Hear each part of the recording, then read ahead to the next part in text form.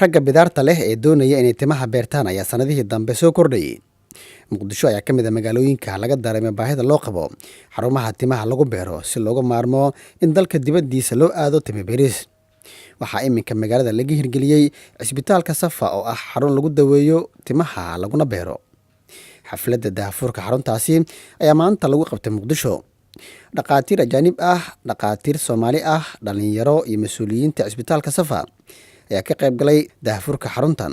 Waxaa madasha lagu soo bandhigay baahida loo qabo in la helo xarumo tayo leh oo timaha lagu beero.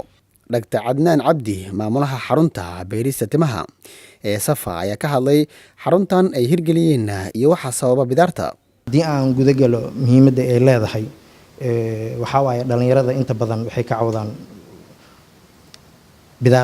bidaartana waxaa keena confuse iyo fikirka faraha badan. laba qaybood ay noqota oo mid oo cudur normaliga oo qofka oo ha noqoto dhanka wiraasada dhaxalka iyo mid oo normally stresska qofka uu keeno. waxaasna waxa looga hormari karaa cilmigan oo la bartay awgeed ayaa looga hormari karaa.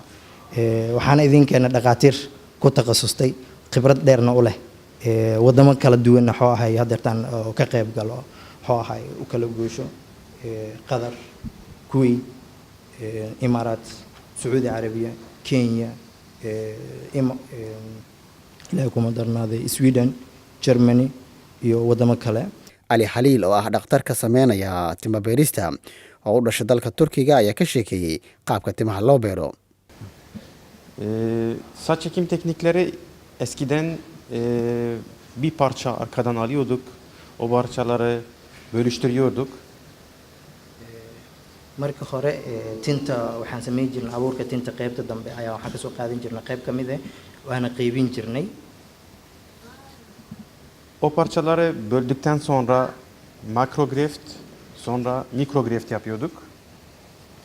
qaybtii gadaal aan ka soo qaadnay ayaa waxaan u kala qaybin jirnay makro iyo mikro, qayb yar iyo qayb weynta.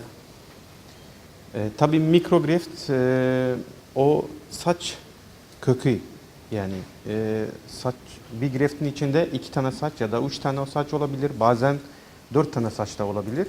Bir tane greftin içinde. hal grafiti oo dhumucda tinta waxaa ku jiri karo 3 ama 2. markaan qaybahaas aan soo bixinay marka waxaan u qaybinaa 3 ama 2. Xoghayaha ururka dhaqaatiirta Soomaaliyeed Dr. Ibrahim Guuleyda oo ka qayb galay xafladdaasi daahfurka ayaa waxa uu bogaadiyey tallaabadaasi ay qaadeen qaar ka mid ah dhalinyarada Soomaaliyeed ee wax baratay.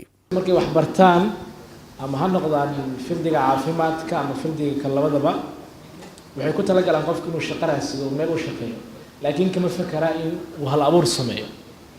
hal abuurku waa wax loo baahan yahay. waxaan u maleynayaa dhalinyarada in haddaysan ka imaan meel ay ka imaanayso ma laha. marka fikradda la sameeyo waa muhiim.